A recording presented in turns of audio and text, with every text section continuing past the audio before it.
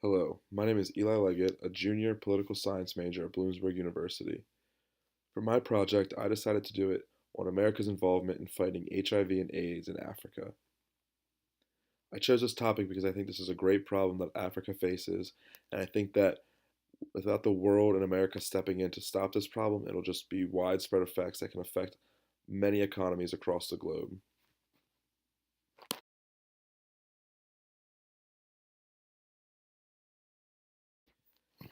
So when it comes to HIV and AIDS in Africa, the history is pretty expansive. So not only is there the governmental history, but there's also the history of how the disease started in its first place. So when it comes to HIV, West Africa has mainly been identified as the location of the first known incidence of this disease.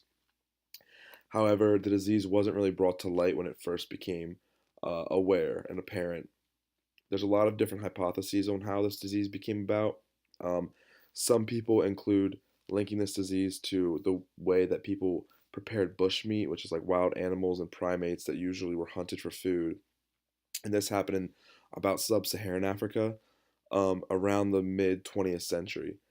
However, another big hypothesis that is used is that since this disease mainly comes from chimpanzees, that maybe humans could have contracted this from chimpanzees, and that is what started the spread of HIV and AIDS. However, when it comes to government and how government has dealt with this issue, for years, many governments in sub Saharan Africa have denied HIV being an issue in the countries. Governments usually use their method of the ABC, which stands for abstinence, be faithful, and condom use. Um, Even though this did happen to create a 10% drop in Uganda's AIDS and HIV from 1990 to 2001, it really was not an effective way for cutting out the disease. And since this drop did occur in Uganda, it became kind of the national response for dealing with AIDS and HIV. However, as history has gone on and more medical treatments and medical awareness has grown, a lot of global improvements have started to come to the forefront, as well as countries who are more developed being able to step in and provide funding for these types of things.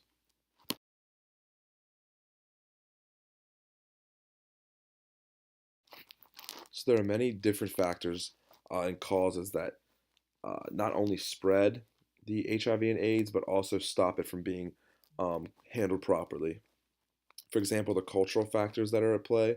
One is the stigma. So, as I said earlier, when the HIV and AIDS crisis started to arise early in Africa, um, many of the different cultures looked at it as something that should be kept in secrecy. So now, even to today, there are many people who do not bring their disease to the forefront to get treated. Another problem is male adultery and polygamy in some African countries.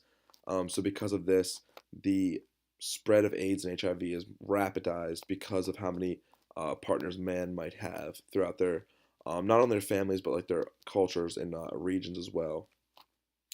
Another interesting aspect as to why HIV and AIDS might be spread is because of female genital mutilation, and many people think because of how unsanitary and unsafe this practice is, that the rate of HIV and AIDS is spread because of this.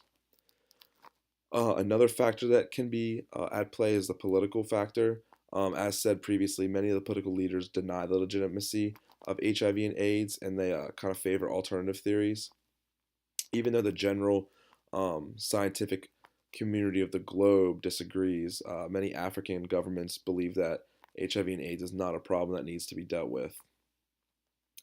Thirdly, is religious factors. So, Muslims and Christians alike in these countries, which because they are the two most dominating religions, both believe that um, kind of talking about HIV and AIDS and trying to treat it is the wrong factor, and there should be more banning safe sex, and they should be kind of promoting the religious aspect. So, for example, in Kenya, safe sex commercials were banned in 2009, as well as many African countries, because of Pope Benedict's tour through Africa, have banned condoms, as well as Muslim countries and Muslim institutions have been following this suit, this practice as well.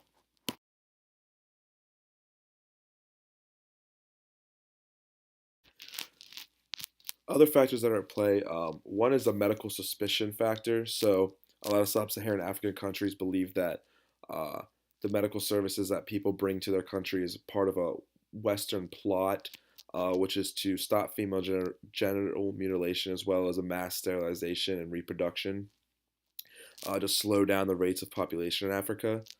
There's also some economic factors. So, one being the lack of funding, which is obvious for these underdeveloped countries in Africa, as well as lack of facilities and pharmaceuticals to kind of help combat the AIDS and HIV problem.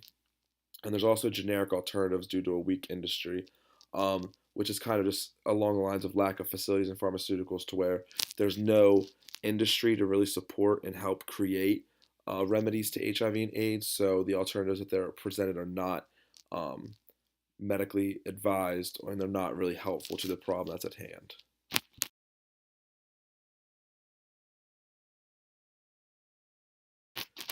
So America's contribution is actually very involved and very helping. So there's multiple organizations across America that work together to do this. And they do a range of activities between research, researching AIDS and HIV and different treatments that may be available, giving financial support to countries and organizations that are working within Africa, as well as going and actually applying the medicine and applying the treatment that may be needed.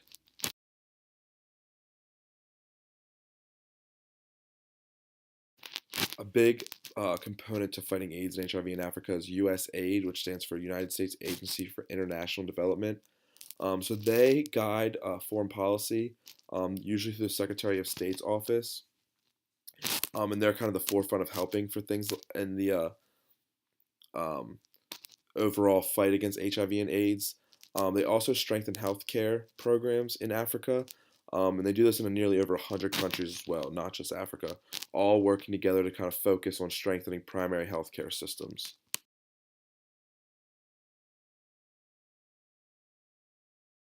So the U.S. in recent years, going back to past three administrations, so the Bush administration is really the forefront of who started this fight against AIDS and who started working in Africa.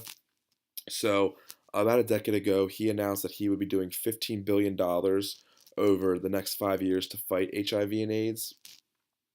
One thing that he brought up in his speech was that across Africa, there are many countries that have 1 in 3 citizens suffering from HIV and AIDS. However, only 50,000 citizens across the whole entire continent are receiving that medical attention.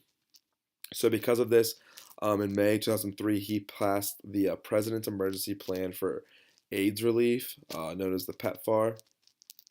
Um, so coming to the Obama administration, Obama continued funding for the PEPFAR and actually got to raise over $50 billion. So at the end of Obama's administration, there was $50 billion raised for PEPFAR, and this led to the prevention of 740,000 cases because it helped infants who were being born not contract the disease.